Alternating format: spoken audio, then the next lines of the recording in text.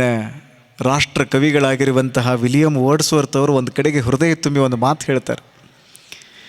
ಫ್ರಾನ್ಸ್ನಲ್ಲಿ ಒಂದು ಕ್ರಾಂತಿ ನಡೀತಾ ಇತ್ತು.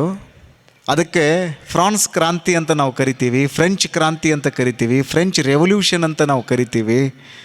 ಆ ಸಂದರ್ಭದಲ್ಲಿ ಇಂಗ್ಲೆಂಡಿನ ರಾಷ್ಟ್ರ ಕವಿಗಳಾಗಿರುವಂತಹ ವಿಲಿಯಂ ವರ್ಡ್ಸ್ವರ್ತ್ ಅವರು ಹೃದಯ ತುಂಬಿ ಒಂದು ಮಾತನ್ನು ಹೇಳ್ತಾರೆ. Bliss it was in the dawn to be alive ಅಂತ ಒಂದು ಮಾತು ಹೇಳ್ತಾರೆ. ಭಾಳ ಚೆನ್ನಾಗಿರುವಂಥ ಮಾತಿದು. ಇಂಗ್ಲೆಂಡಿನಲ್ಲಿ ಹಲ್ಚಲ್ ಎಬ್ಬಿಸಿರುವಂತಹ ಮಾತಿದು. Bliss it was in the dawn to be alive. ಇದರ ಅರ್ಥ ಏನು ಅಂದರೆ, ಬೆಳಕು ಮೂಡುವ ವೇಳೆಯಲ್ಲಿ ಬದುಕಿದ್ದೇ ಭಾಗ್ಯ ಅನ್ನುವಂಥದ್ದು ಈ ಮಾತಿನ ಅರ್ಥ. ಬೆಳಕು ಮೂಡ್ತಾ ಇದೆ. ಇಂಗ್ಲೆಂಡಿನ ಪಕ್ಕದ ರಾಷ್ಟ್ರವಾಗಿರುವಂತಹ ಫ್ರಾನ್ಸ್ನಲ್ಲಿ ಒಂದು ಬೆಳಕು ಮೂಡ್ತಾ ಇದೆ. ಆ ಬೆಳಕು ಮೂಡುವಂತಹ ವೇಳೆಯಲ್ಲಿ ನಾವೆಲ್ಲ ಬದುಕೀವಲ್ಲ, ಇದೇ ನಮ್ಮ ಬದುಕಿನ ಭಾಗ್ಯ ಅಂತ ಹೇಳಿ ಇಂಗ್ಲೆಂಡಿನ ರಾಷ್ಟ್ರ ಕವಿಗಳಾಗಿರುವಂತಹ ವಿಲಿಯಂ ವರ್ಡ್ಸ್ವರ್ತ್ ಅವರು ಹೇಳ್ತಾರೆ. ನನಗೂ ಈಗ ಹಿಂಗೆ ಅನ್ನಿಸ್ತದೆ, 2025 ಡಿಸೆಂಬರ್ ತಿಂಗಳಿನಲ್ಲಿ ಒಂದು ಅದ್ಭುತವಾಗಿರುವಂತಹ ಬೆಳಕು ಮೂಡ್ತದೆ. ಅದು ಹಾವೇರಿ ಹುಕ್ಕೇರಿ ಮಠದಲ್ಲಿ ಮೂಡ್ತದೆ. ಅಂತಹ ಬೆಳಕು ಮೂಡುವಂಥ ಸಂದರ್ಭದಲ್ಲಿ ನಾವೆಲ್ಲ ಬದುಕೀವಲ್ಲ, ಇದೇ ನಮ್ಮ ಬದುಕಿನ ಭಾಗ್ಯ ಅಂತ ನಾವೆಲ್ಲ ತಿಳ್ಕೊಳ್ಬೇಕು. ಎಂಥ ಭಾಗ್ಯ ನೋಡ್ರಿ ಇದು. ಪ್ರಸಾದ ನಿಲಯದ ಅಮೃತ ಮಹೋತ್ಸವ 75 ವರ್ಷಗಳಿಂದ ಒಂದು ಮಠ ಜಾತಿ, ಮತ, ಪಂಥ, ಪಂಗಡ, ವರ್ಗ, ವರ್ಣ, ಬಡತನ, ಸಿರಿತನ, ಸಣ್ಣವರು, ದೊಡ್ಡವರು, ಮೇಲು, ಕೀಳು, ಉಚ್ಚ, ನೀಚ, ಬಡವರು, ಬಲ್ಲಿದರು ಯಾವುದನ್ನೂ ನೋಡಲಾರ್ದೆ ನಾವೆಲ್ಲರೂ ಒಂದೇ, ನಮಗೊಬ್ಬನೇ ತಂದೆ, ಈ ಸಂದೇಶವನ್ನು ಮಠಗಳು ನೀಡುತ್ತಾ ಬಂದರು. ನನ್ನ ಹೃದಯ ತುಂಬಿ ಬರುತ್ತದೆ. ಜಾತಿಯನ್ನು ನೋಡಲಿಲ್ಲ ಪರಮ ಪೂಜ್ಯ ಮಹಾಸ್ವಾಮೀಜಿಯವರು. ಎಲ್ಲರೂ ಒಂದೇ ಅಂತ ನೋಡಿದರು. 75 ವರ್ಷಗಳ ಹಿಂದೆ ಒಂದು ಪ್ರಸಾದ ನಿಲಯವನ್ನು ಪ್ರಾರಂಭ ಮಾಡ್ತಾರೆ.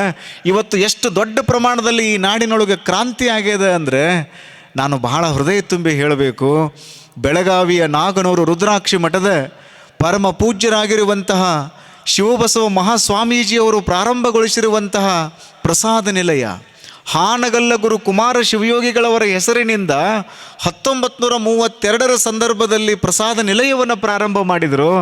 ಆ ಪ್ರಸಾದ ನಿಲಯದ ಅಮೃತ ಮಹೋತ್ಸವ ಕಾರ್ಯಕ್ರಮಕ್ಕೆ ಬಂದಿರುವಂತಹ ಪೇಜಾವರ ಮಠದ ಸ್ವಾಮೀಜಿಯವರು ಹೃದಯ ತುಂಬಿ ಒಂದು ಮಾತನ್ನು ಹೇಳ್ತಾರೆ. ನಾನು ಬಹಳ ಹೃದಯ ತುಂಬಿ ಆ ಮಾತನ್ನು ಹೇಳಬೇಕು. ಪೇಜಾವರ ಮಠದ ಸ್ವಾಮೀಜಿ ಮಾತಾಡಿಬಿಟ್ರು ಅಂದರೆ ಇಡೀ ಭಾರತ ಕೇಳಿಸ್ಕೊಳ್ತಾ ಇತ್ತು. 2007-8 ಸಂದರ್ಭದಲ್ಲಿ ಬೆಳಗಾವಿಯ ನಾಗನೂರು ರುದ್ರಾಕ್ಷಿ ಮಠದ ಕಾರ್ಯಕ್ರಮಕ್ಕೆ ಬಂದಿರುವಂಥ ಸಂದರ್ಭದಲ್ಲಿ ಪೇಜಾವರ ಮಠದ ವಿಶ್ವೇಶ ಪ್ರಸನ್ನ ತೀರ್ಥ ಸ್ವಾಮೀಜಿಯವರು ಅದ್ಭುತವಾದ ಒಂದು ಮಾತನ್ನು ಹೇಳಿದರು. ವಿಶ್ವೇಶ ತೀರ್ಥ ಪ್ರಸನ್ನ ಸ್ವಾಮೀಜಿಯವರು ಹೇಳ್ತಾರೆ, ಇವತ್ತು ಕರ್ನಾಟಕ ಏನಾದರೂ ಸುಶಿಕ್ಷಿತ ರಾಜ್ಯ ಆಗಿದೆ ಅಂದರೆ, ಇವತ್ತು ಕರ್ನಾಟಕ ಏನಾದರೂ ಒಳ್ಳೆಯ ಸಂಸ್ಕಾರವಂತ ರಾಜ್ಯವಾಗಿದೆ ಅಂದರೆ ಇದರ ಸಂಪೂರ್ಣ ಶ್ರೇಯಸ್ಸನ್ನು ನೀವು ಯಾವುದೇ ಸರ್ಕಾರಕ್ಕಾಗಿ ಕೊಡಬೇಕಾದ ಜರುರತ್ತಿಲ್ಲ. ನೀವು ಯಾವ ಸರ್ಕಾರಕ್ಕೂ ಈ ಶ್ರೇಯಸ್ಸನ್ನು ಕೊಡಬಾರದು. ಹಾಗಾದರೆ ಈ ಶ್ರೇಯಸ್ಸನ್ನು ಯಾರಿಗೆ ಕೊಡಬೇಕು ಅಂತ ನೀವು ಪ್ರಶ್ನೆ ಕೇಳಿದ್ರಿ ಅಂದರೆ ಪೇಜಾವರ ಮಠದ ಸ್ವಾಮೀಜಿಯವರು ಹೇಳ್ತಿದ್ರು, ಇವತ್ತು ಕರ್ನಾಟಕ ಅನ್ನುವಂಥದ್ದು ಸುಶಿಕ್ಷಿತ ರಾಜ್ಯ ಆಗಿದೆ ಅಂದರೆ ಇದರ ಸಂಪೂರ್ಣ ಶ್ರೇಯಸ್ಸನ್ನು ಲಿಂಗಾಯತ ಮಠಗಳಿಗೆ ನೀಡಬೇಕು ಅನ್ನುವಂತಹ ಮಾತುಗಳನ್ನು ಪೇಜಾವರ ಮಠದ ಸ್ವಾಮೀಜಿಯವರು ಹೇಳ್ತಿದ್ರು. ಯಾಕೆ ಆ ಮಾತುಗಳನ್ನು ಹೇಳಿದರು? ಇಲ್ಲಿ ಪ್ರಸಾದ ನಿಲಯದ ಪರಂಪರೆ ಪ್ರಾರಂಭವಾಯಿತು. 1916 ಸಂದರ್ಭದಲ್ಲಿ ಧಾರವಾಡದ ಪುಣ್ಯ ಪುರುಷರಾಗಿರುವಂತಹ ಮೃತ್ಯುಂಜಯ ಮಹಾಸ್ವಾಮಿಗಳವರು ಪ್ರಸಾದ ನಿಲಯವನ್ನು ಪ್ರಾರಂಭ ಮಾಡಿದರು. ಅದಕ್ಕಿಂತ ಪೂರ್ವದ ಅದರ ಬಗ್ಗೆ ಇತಿಹಾಸವನ್ನು ಹೇಳ್ತೀನಿ ನಾನು, ಇವತ್ತೇ ಹೇಳೋದಕ್ಕಾಗಂಗಿಲ್ಲ. ಎಂತಹ ಘನತೆವೆತ್ತ ವೇದಿಕೆ ಇದು. ಇಲ್ಲಿ ಹೇಳುವಂಥ ಕಥೆಗಳೇನದವಲ್ಲ ಅದು ಅಂತಿಂಥ ಕಥೆಗಳಲ್ಲ. ಪ್ರಭುಲಿಂಗ ಲೀಲೆಯನ್ನು ಬರೆಯುವಂತಹ ಸಂದರ್ಭದಲ್ಲಿ ಚಾಮರಸರು ಸುಂದರವಾದ ಒಂದು ಪದ್ಯವನ್ನು ಬರೀತಾರೆ. ಇದು ಸತ್ತವರ ಕಥೆಯಲ್ಲ, ಜನನದ ಕುತ್ತದಲ್ಲಿ ಕುದಿದು ಕರ್ಮದ ಕತ್ತಲೆಗೆ ಸಿಲುಕುವವರ ಸೀಮೆಯ ಹೊಲಬು ತಾನಲ್ಲ. ಹೊತ್ತು ಹೋಗದೆ ಪುಂಡರಾಲಿಪ ಮತ್ತಮತಿಗಳ ಗೋಷ್ಠಿಯಲ್ಲಿದು ಸತ್ಯ ಶರಣರು ನುಡಿಯುವುದು ಈ ಪ್ರಭುಲಿಂಗ ಲೀಲೆಯೇನು. ಮಹಾತ್ಮರ ಚರಿತೆಯನ್ನು ಕೇಳುವಂಥ ಸಂದರ್ಭದಲ್ಲಿ ನಾವೆಲ್ಲರೂ ಆನಂದ ತುಂದಿಲರಾಗಿ ಆನಂದಮಯವಾಗಿ ಕೇಳುವುದು. ನಮ್ಮ ಧರ್ಮದ ಮುಖ್ಯ ಸಿದ್ಧಾಂತ ಏನು ಅಂದರೆ ಅರ್ಚನಾ, ಅರ್ಪಣ, ಅನುಭಾವ. ಅರ್ಚನಾ ಮಾಡುವುದು, ಅಂಗೈಯಲ್ಲಿ ಲಿಂಗವನ್ನು ಹಿಡಿದು ಆನಂದ ಭರಿತರಾಗಿ ಲಿಂಗವನ್ನು ತದೇಕ ದೃಷ್ಟಿಯಿಂದ ನೋಡ್ತಾ ನೋಡ್ತಾ ನಮ್ಮ ಒಳಗಿನ ಬೆಳಕನ್ನು ನೋಡುವಂಥದ್ದು, ಅದಕ್ಕೆ ಅರ್ಚನಾ ಅಂತ ಕರಿತೀವಿ. ಎರಡನೆಯದು ಅರ್ಪಣ, ಪ್ರಸಾದವನ್ನು ಸ್ವೀಕರಿಸುವಂಥದ್ದು. ಗುರುಲಿಂಗ ಜಂಗಮರಿಗೆ ಪ್ರಸಾದವನ್ನು ಸಮರ್ಪಿಸುವಂಥದ್ದು, ಸಮರ್ಪಿಸಿ ನಾವು ಸ್ವೀಕರಿಸುವಂಥದ್ದು. ಅದಾದ ಮೇಲೆ ಬರುವಂಥದ್ದು ಅನುಭವ, ಒಳ್ಳೊಳ್ಳೆ ಮಾತುಗಳನ್ನು ಕೇಳುವಂತಹ ಒಂದು ಅತ್ಯಂತ ಅಮೂಲ್ಯವಾಗಿರುವಂತಹ ಒಂದು ಸಂದರ್ಭ ಅದು, ಅನುಭವ ಅದು. ಚನ್ನಬಸವನವ್ರು ಭಾಳ ಚಂದ ಹೇಳ್ತಾರೆ, ತಲೆ ಹೊಲಸಾದ್ರೆ ಏನು ಮಾಡ್ತೀರಿ ನೀವು? ಅಪ್ಪ ಅವರ ಎಷ್ಟು ಸರಳ ಪ್ರಶ್ನೆ ಕೇಳ್ತೀರಿ. ನಮ್ಮ ತಲೆ ಹೊಲಸಾಯಿತು ಅಂದರೆ ನಾವು ಶಾಂಪೂ ಹಾಕಿ ತೊಳ್ಕೊಳ್ತೀವಿ ನೋಡ್ರಿ. ಶಾಂಪೂ ಹಾಕಿ ತೊಳ್ಕೊಳ್ಳೋದಲ್ದೆ ಮತ್ತು ಕಂಡೀಷ್ನರ್ ಹಚ್ತೀವಿ ರೀ, ಮತ್ತು ಹೇರ್ ಡ್ರೈಯರ್ ಯೂಸ್ ಮಾಡಿ ನಮ್ಮ ತಲೆ ಕೂದಲುಗಳನ್ನೆಲ್ಲ ಒಣಗಿಸ್ಕೊಳ್ತೀವಿ ರೀ. ಕರೆಕ್ಟ್ ಅದ. ನಿಮ್ಮ ತಲೆ ಹೊಲಸಾಯಿತು ಅಂದರೆ ಸೋಪು, ಶಾಂಪೂ, ಕಂಡೀಷ್ನರ್ ಹಾಕಿ ನೀವು ಸ್ವಚ್ಛ ಮಾಡ್ಕೊಳ್ತೀರಿ. ಮೈ ಮೇಲಿರುವಂತಹ ಬಟ್ಟೆಗಳು ಹೊಲಸಾದರೆ ಏನು ಮಾಡ್ತೀರಿ? ನಾವು ಹಾವೇರಿ ಅವ್ರಿ, ನಮ್ಮ ಮನೆಯೊಳಗೆ ವಾಷಿಂಗ್ ಮಷಿನ್ ಅದ ರೀ, ಗೋದ್ರೇಜ್ ಕಂಪ್ನಿದು ಐತ್ರಿ ಅಜ್ಜಾರ, ಅದು ಮಸ್ತಂಗೆ ಸ್ವಚ್ಛ ಮಾಡಿಕೊಡ್ತದೆ ರೀ. ಈಗಂತೂ ಕೆಲವು ಮಷಿನ್ಗಳು ಬಂದಾವ, ಅವು ಸ್ವಚ್ಛಂಗೆ ತೊಳೆದು ಕೊಟ್ಟದಲ್ಲ, ಮಸ್ತಂಗೆ ಒಣಗಿಸಿ ಇಸ್ತ್ರಿ ಮಾಡಿ ನಿಮಗೆ ಕೊಡ್ತಾವೆ. ಇನ್ನೊಂದು 5 ವರ್ಷಕ್ಕೆ ನೀವು ಇಂಥದನ್ನು ನೋಡ್ತಿರಲ್ಲ, ರೋಬೋಟಿಕ್ ಸೈನ್ಸ್ ಅಂತ ಬರ್ತೈತಿ, ಅದು ಸ್ವಚ್ಛಂಗೆ ತೊಳಿತದೆ, ಒಣಗಿಸ್ತದೆ, ಇಸ್ತ್ರಿ ಮಾಡಿ ರೇಜ್ ಯುವರ್ ಹ್ಯಾಂಡ್ಸ್ ಅಂತೈತೆ ಅದು ರೋಬೋ. ಒಂದು ಗೊಂಬಿ ಕೈ ಮೇಲೆ ಎತ್ರಿ ಅಂತದ. ನೀವು ಅಂಗಿ ಹಾಕೊಳ್ಳುವಾಗ ಹೆಂಗೆ ಕೈ ಮೇಲೆ ಎತ್ತಿ ಅಂಗಿ ಹಾಕೊಳ್ತಿರಲ್ಲ, ಹಂಗೆ ನಿಮ್ಗೆ ಅಂಗಿ ತೊಡಿಸ್ತದೆ. ಇದೆಲ್ಲ ಒಂದು ಕ್ರಾಂತಿ ಆಗೈತೆ, ಟೆಕ್ನಾಲಜಿಕಲಿ ಒಂದು ಕ್ರಾಂತಿ ಅದು. ಪ್ರಶ್ನೆ ಏನು ಅಂದರೆ, ನಿಮ್ಮ ತಲೆ ಹೊಲಸಾಯಿತು ಅಂದರೆ ಸೋಪು ಶಾಂಪು ಹಾಕ್ಕೊಂಡು ಸ್ವಚ್ಛ ಮಾಡ್ಕೊಳ್ತೀರಿ, ಮೈ ಮೇಲಿರುವಂತಹ ಬಟ್ಟೆಗಳು ಹೊಲಸಾದವು ಅಂದರೆ ಅದನ್ನೂ ನೀವು ಸ್ವಚ್ಛ ಮಾಡ್ಕೊಳ್ತೀರಿ, ನಿಮ್ಮ ಮನಸ್ಸು ಹೊಲಸಾದ್ರೆ ಏನು ಮಾಡ್ತೀರಿ? ಪ್ರಶ್ನೆ ಇದು. ಯಾವ ಕಂಪ್ನಿಯವ್ರು ತೆಗೆದಾರೆ ಹೇಳ್ರಿ? ಸೋಪು, ಶಾಂಪು, ಡಿಟರ್ಜೆಂಟ್ಗಳನ್ನು ಯಾವುದಾದ್ರು ತೆಗೆದದನ್ರಿ ಕಂಪನಿ? ತೆಗೆದಿಲ್ಲ. ಈ ಜಗತ್ತಿನ ಅತ್ಯಾಧುನಿಕವಾಗಿರುವಂತಹ ರಾಷ್ಟ್ರ ನೋಡ್ರಿ ಇದನ್ನು ತಿಳ್ಕೊಂಡು ಯಾವುದನ್ನು ನೀವು ಕರಿತೀರಲ್ಲ, ಆ ರಾಷ್ಟ್ರಗಳು ಭೌತಿಕವಾಗಿ ಸ್ವಚ್ಛ ಮಾಡಿಕೊಳ್ಳುವಂತಹ ಮಷೀನ್ಗಳನ್ನು ಕಂಡು ಹಿಡ್ದಾವ ಹೊರತಾಗಿ ಅಂತರಂಗವನ್ನು ಸ್ವಚ್ಛ ಮಾಡುವಂತಹ ಮಷೀನನ್ನು ಯಾವ ದೇಶನೂ ಕಂಡು ಹಿಡಿದಿಲ್ಲ. ಅದು ಒಂದೇ ಒಂದು ದೇಶ ಕಂಡು ಹಿಡಿದಿದ್ದು, ಅದು ನನ್ನ ಪ್ರಿಯ ಭಾರತ ದೇಶ ಒಳಗಿನ ಮನಸ್ಸನ್ನು ಸ್ವಚ್ಛ ಮಾಡಿಕೊಳ್ಳುವಂಥದ್ದನ್ನು ಕಂಡು ಹಿಡಿದಿರುವಂಥದ್ದು.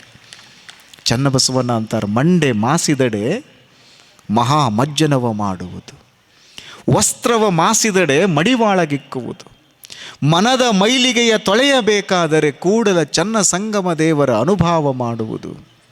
ಎಷ್ಟು ಚೆನ್ನಾಗಿದೆ ನೋಡ್ರಿ, ಅನುಭವ ಮಾಡುವುದು. ಒಲಿ ಮೇಲಿನ ಅಡಿಗೆ ಊಟ ಮಾಡ್ತಿರೋ ಏನು ತಲೆ ಮೇಲಿನ ಅಡಿಗೆ ಊಟ ಮಾಡ್ತೀರಿ ಅಂತ ಅಲ್ಲಮ್ಮ ಪ್ರಭುಗಳು ಕೇಳ್ತಾರೆ.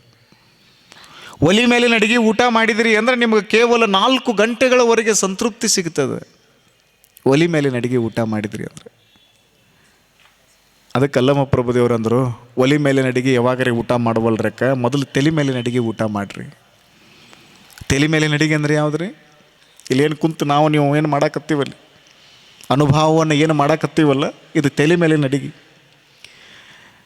ಒಲಿ ಮೇಲಿನ ಅಡಿಗೆ ಊಟ ಮಾಡಿದೀವಿ ಅಂದರೆ 4 ಗಂಟೆಗಳವರೆಗೆ ನಿಮಗೆ ಸಂತೃಪ್ತಿ ಸಿಗ್ತದೆ. ತಲೆ ಮೇಲಿನ ಅಡಿಗೆ ಊಟ ಮಾಡಿಬಿಟ್ಟಿವಿ ಅಂದರೆ ಜೀವನ ಪರ್ಯಂತ ಸಂತೃಪ್ತಿ ಸಿಗತೈತಿ ಅನ್ನೋ ಕಾರಣಕ್ಕಾಗಿ ಪರಮ ಪೂಜ್ಯರಾಗಿರುವಂತಹ ಸದಾಶಿವ ಮಹಾಸ್ವಾಮೀಜಿಯವರು 21-22 ದಿನಗಳವರೆಗೆ ಇಲ್ಲಿ ತಲೆ ಮೇಲಿನ ಅಡಿಗೆ ಊಟ ಮಾಡುವುದರೊಂದಿಗೆ ಮಹಾಪ್ರಸಾದ ಕೈಂಕರ್ಯವನ್ನು ನಮಗೆಲ್ಲ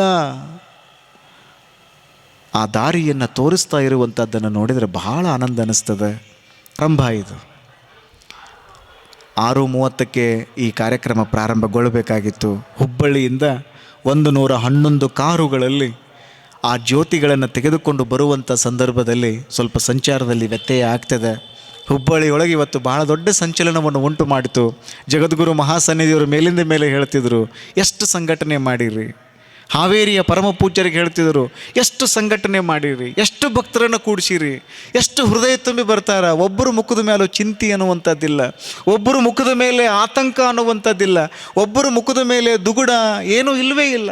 ಯಾವುದೂ ಇರಲಾರ್ದವ್ರು ಆರಾಮಾಗಿ ಬಂದಾರ.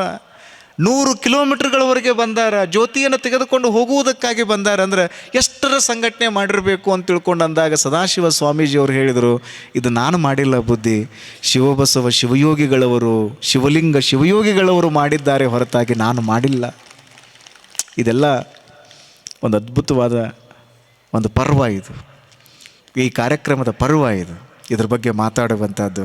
ಹಾವೇರಿ ಅಂದರೆ ನಾವು ಯಾವಾಗಲೂ ಪ್ರೀತಿಯಿಂದ ಕಾಣುವಂಥ ಒಂದು ಪಟ್ಟಣ, ನಗರ ಇದು. ಒಂದು ಕಡೆಗೆ ನಮ್ಮ ಸಿಂದಗಿಯ ಪಟ್ಟಾಧ್ಯಕ್ಷರು ನೆಲೆಯೂರಿರುವಂತಹ ಸ್ಥಳ. ಇಲ್ಲಿ ಸಾಕಷ್ಟು 63 ಮಠಗಳನ್ನು ಹೊಂದಿರುವಂತಹ ಹಾವೇರಿ ಮರಿಕಲ್ಯಾಣ ಅಂತ ಎಲ್ಲರೂ ಹೇಳ್ತಾರೆ. ಅದಕ್ಕೆ ಹೇಳೋದಲ್ಲ, ಬೇರೆ ಕಡೆ ಹೋಗುವಾಗ ತಲೆ ಎತ್ತಿ ಹೋಗಬೇಕು, ಹಾವೇರಿಗೆ ಬರುವಾಗ ತಲೆ ತಗ್ಗಿಸಿಕೊಂಡು ಕೈ ಮುಗಿದು ಹಾವೇರಿಗೆ ಬರಬೇಕು. ಅಂಥ ಅಪರೂಪವಾಗಿರುವಂತಹ ಮಹಾನಗರ ಇದು. ನಾವೆಲ್ಲ ಒಂದು ಅದ್ಭುತವಾದ ಪರ್ವದಲ್ಲಿದ್ದೇವೆ.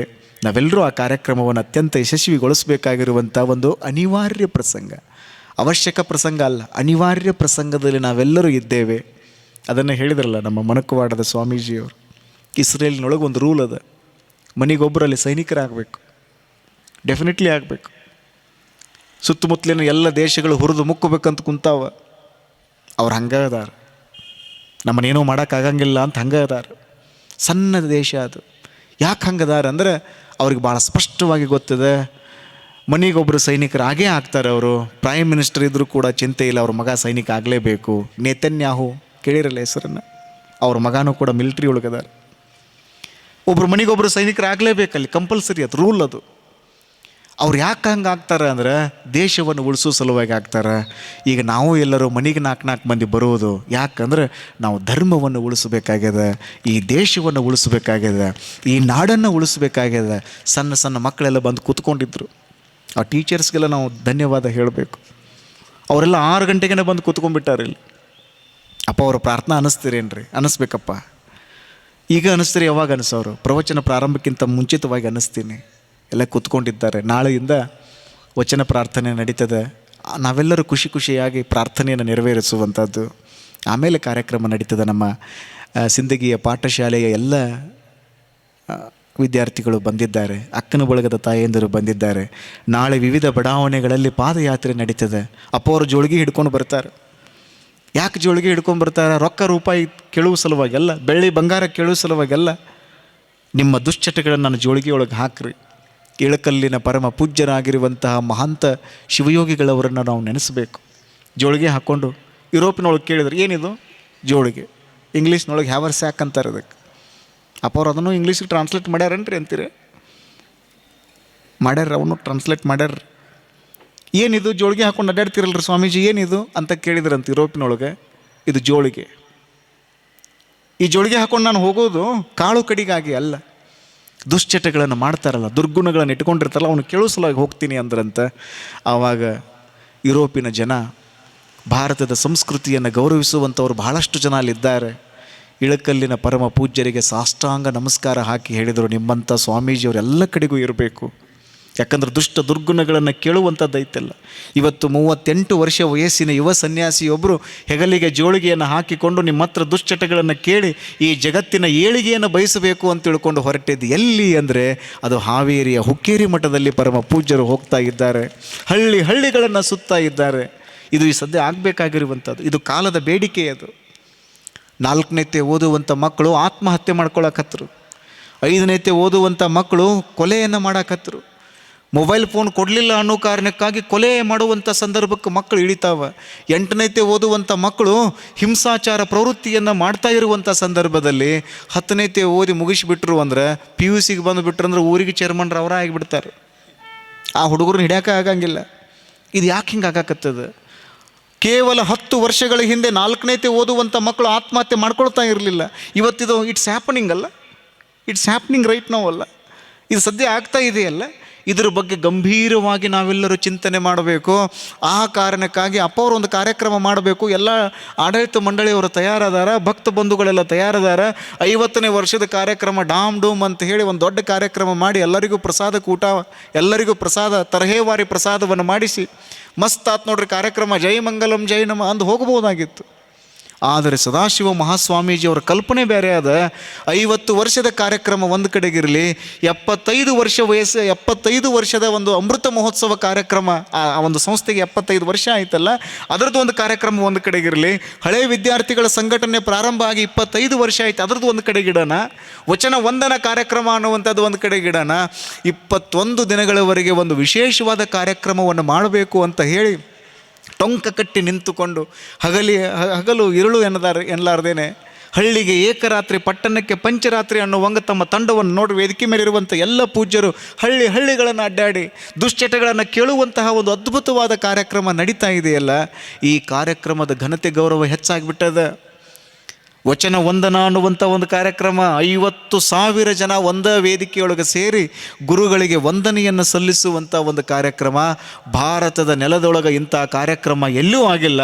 ಅದು ಹಾವೇರಿ ಹುಕ್ಕೇರಿ ಮಠದೊಳಗೆ ಆಗ್ತದೆ ಅಂತಂದರೆ ಇದಕ್ಕಿಂತಲೂ ಪುಣ್ಯಮಯವಾಗಿರುವಂಥ ಕಾರ್ಯಕ್ರಮ ಬೇರೆ ಏನೂ ಇಲ್ಲ ಅನ್ನುವಂಥ ದಯಿಸಿರುವಂತಹ ನಾಡದು. ಒಂದು ಕಡೆಗೆ ಗಚ್ಚಿನ ಮಠದ ಪರಮ ಪೂಜ್ಯರಾಗಿರುವಂತಹ ಅಥನೀಯ ಪೂಜ್ಯ ಶ್ರೀ ಮುರುಘೇಂದ್ರ ಶಿವಯೋಗಿಗಳವರು, ಮತ್ತೊಂದು ಕಡೆಗೆ ಪೂಜ್ಯನೀಯ ಶಿವಬಸವ ಮಹಾಶಿವಯೋಗಿಗಳವರು, ನಮ್ಮ ಶೇಗುಣಶಿಯ ವಿರಕ್ತ ಮಠದ ಪೂಜ್ಯನೀಯ ಮುರುಘೇಂದ್ರ ಶಿವಯೋಗಿಗಳವರು. ಇಂತಹ ಅನೇಕ ಜನ ಶರಣ ಸಂತ ಮಹಾಂತರ ಒಂದು ಧೀಮಂತ ಪುಣ್ಯ ಪರಂಪರೆಯನ್ನು ನೀವು ನೋಡಬೇಕು ಅಂದರೆ ನೀವು ಅಥಣಿ ತಾಲೂಕಿನ ಒಂದು ವ್ಯವಸ್ಥೆಯನ್ನು ನೀವು ನೋಡಬೇಕು. ಬಹಳ ಚಂದ ಕೃಷ್ಣಾ ನದಿ ಹರಿತದ. ಕೃಷ್ಣಾ ನದಿಯ ತಟಾಕದ ಮೇಲೆ ಚಂದ ಹಳ್ಳಿಗಳು, ಹಸಿರಾದ ವಾತಾವರಣ. ಆ ಸಪ್ತಸಾಗರದಿಂದ ಹುಬ್ಬಳ್ಳಿಗೆ ಬಂದು, ಹುಬ್ಬಳ್ಳಿಯಿಂದ ಈ ಹಾವೇರಿಗೆ ಬಂದು, ನಾನು ಸಪ್ತಸಾಗರದ ಭಕ್ತರಿಗೆ ಕೇಳಿದೆ, ನೀವು ಹುಬ್ಬಳ್ಳಿಗೆ ಅಷ್ಟೇ ಬರೋರು ಏನು ಹಾವೇರಿಗೂ ಬರೋರು ಅಂತ ಕೇಳಿದೆ. ಅಪ್ಪ ಅವರ ನಿಮ್ಮ ಆಶೀರ್ವಾದದ ಒಂದು ಸರಿ ನಾವು ಜ್ಯೋತಿ ತಗೊಂಡು ಬಂದೀವಿ ಅಂದರೆ ಅದನ್ನು ಹಾವೇರಿ ಹುಕ್ಕೇರಿ ಮಠಕ್ಕೆ ಸಮರ್ಪಣೆ ಮಾಡಿನೇ ನಾವು ಸಪ್ತಸಾಗರಕ್ಕೆ ಹೋಗ್ತೀವಿ ಅಂತ ಹೇಳಿ ಅವರೆಲ್ಲ ಬಂದಾರಂದ್ರೆ ಜೋರಾಗಿ ಚಪ್ಪಾಳಿ ತಟ್ಟಿ ನೀವು ಸಪ್ತಸಾಗರದ ಭಕ್ತರನ್ನು ನೀವು ಅಭಿನಂದಿಸಬೇಕು. ಊರು ಭಾಳ ಸಣ್ಣದದ, ಕೇವಲ 2,500 ಜನಸಂಖ್ಯೆ ಇರುವಂಥ ಒಂದು ಊರದು. ಅಲ್ಲಿ ಶಿವಬಸವ ಶಿವಯೋಗಿಗಳವರು ಜನಿಸಿದ್ದಾರೆ ಅನ್ನೋ ಕಾರಣಕ್ಕಾಗಿ ಒಂದು ಸುಂದರ ಗುರು ಮಂದಿರವನ್ನು ಕಟ್ಟಿ ಅಲ್ಲಿ ಲೋಕಾರ್ಪಣೆ ಮಾಡಿದರು. ನೀವು ಆಶ್ಚರ್ಯಪಡ್ತೀರಿ, ದಿನಾಲು 5,000 ಜನ ಸೇರ್ತಿದ್ರಲ್ಲಿ. ಆ ಕಾರ್ಯಕ್ರಮದಲ್ಲಿ ದಿನಾಲು 5,000 ಜನ ಸೇರೋರು, ಎಲ್ಲರೂ ಕಾರ್ಯಕ್ರಮ ಮಾಡೋರು, ಎಲ್ಲ ಸಮುದಾಯದವರು ಬರೋರು, ಎಲ್ಲ ಸಮುದಾಯದವರೆಲ್ಲ ಕೂಡಿ ಒಂದು ಭಾಳ ಚಂದ ಕಾರ್ಯಕ್ರಮ ಮಾಡಿದರು. ಕೊನೆಗೂ ಅವ್ರು ಬರ್ತಾರೆ, ವಚನ ವಂದನ ಕಾರ್ಯಕ್ರಮಕ್ಕೆ ಬರ್ತಾರೆ. ನಿಮಗೆಲ್ಲ ಒಂದು ಅದ್ಭುತವಾಗಿರುವಂತಹ ಒಂದು ಭಕ್ತಿ ಪಂಥ ಹೆಂಗೆ ಪ್ರಾರಂಭ ಆಯಿತು, ಭಕ್ತಿ ಅಂದರೆ ಹೆಂಗಿರಬೇಕು ಅನ್ನುವಂಥದ್ದಕ್ಕೆ ಅವರು ಸಾಕ್ಷಿಯಾಗಿ ನಿಲ್ತಾರೆ. ಆ ಎಲ್ಲ ಸಪ್ತಸಾಗರದ ಭಕ್ತರಿಗೂ ಕೂಡ ಇನ್ನೊಂದು ಸರಿ ಜೋರಾಗಿ ಚಪ್ಪಾಳೆ ತಟ್ಟಿ ತಾವು ಅಭಿನಂದನೆಯನ್ನು ಸಲ್ಲಿಸ್ರಿ ಅನ್ನುವಂಥ ಮಾತನ್ನು ಈ ಸಂದರ್ಭದಲ್ಲಿ ಹೇಳಿ, ಶಿವಯೋಗ ಮಂದಿರದಿಂದನೂ ಜ್ಯೋತಿ ಬಂತು. ಅದು ಪರಂ ಜ್ಯೋತಿ, ಒಂದು ಕಡೆಗೆ ಮಹಾಜ್ಯೋತಿ, ಮತ್ತೊಂದು ಕಡೆಗೆ ಪರಂ ಜ್ಯೋತಿ ಇಲ್ಲಿ ಬಂದು ಅವು ಸಂಗಮಿಸಿ ನಮ್ಮನ್ನೆಲ್ಲ ಉಜ್ವಲಂತವಾಗಿ ಪ್ರಜ್ವಲಿಸಬೇಕು ಅನ್ನುವಂಥ ಹಿನ್ನೆಲೆಯಲ್ಲಿ ಅವು ಬೆಳಗ್ತಾ ಇವೆ. ನಾವೆಲ್ಲರೂ ಆ ಪುಣ್ಯ ಪರ್ವಕ್ಕೆ ಸಾಕ್ಷಿಯಾಗೋಣ ಅನ್ನುವಂಥ ಮಾತನ್ನು ಹೇಳಿ, ಶಿವಯೋಗ ಮಂದಿರದಿಂದ ಜ್ಯೋತಿ ತೆಗೆದುಕೊಂಡು ಬಂದಿರುವಂಥ ಭಕ್ತರಿಗೂ ತಾವೆಲ್ಲ ಜೋರಾಗಿ ಚಪ್ಪಾಳೆ ತಟ್ಟಿ ಅವರನ್ನು ಅಭಿನಂದಿಸಬೇಕು ಅನ್ನುವಂಥ ಮಾತನ್ನು ಈ ಸಂದರ್ಭದಲ್ಲಿ ಹೇಳಿ